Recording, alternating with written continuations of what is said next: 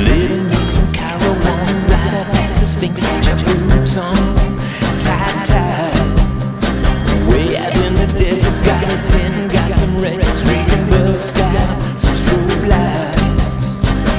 Let's get tight now, don't get tired now.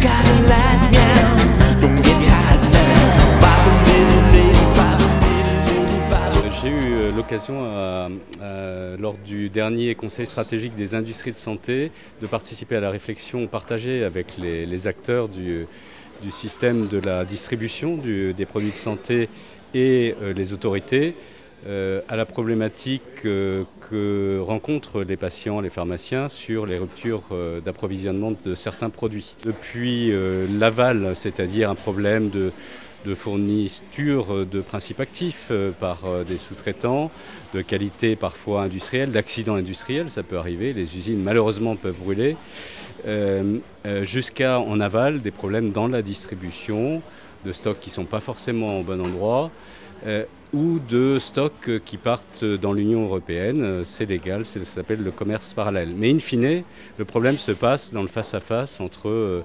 le patient et son pharmacien.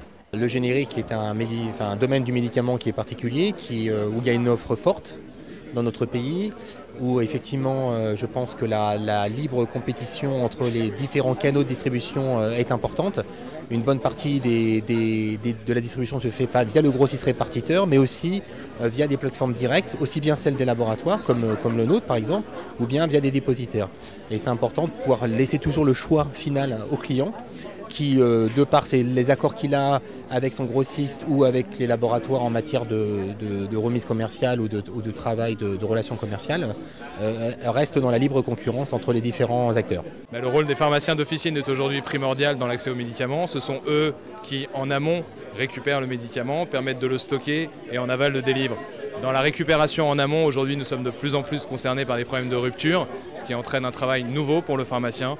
Comment rassurer le patient, comment se renseigner sur la rupture et si besoin, comment modifier le traitement en fonction des urgences thérapeutiques.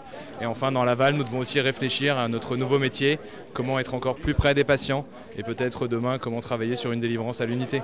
Le métier de dépositaire, on l'a vu ce matin notamment, est un métier qui a beaucoup évolué. Aujourd'hui, travailler sur un cahier des charges, avoir une capacité d'ingénierie, avoir un savoir-faire, une expertise de sécurité sur les flux, avoir des établissements pharmaceutiques qui peuvent réaliser ces opérations d'ordre et pour le compte d'acteurs de la chaîne pharmaceutique, c'est exactement ce que nous faisons aujourd'hui.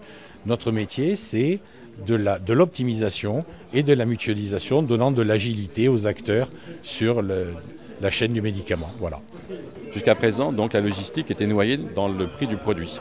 Maintenant, en fait, l'hôpital a accepté d'identifier clairement une fonction logistique et de la faire émerger dans un appel d'offres, avec derrière des enjeux comptables, puisque derrière cela, la prestation logistique va être identifiée.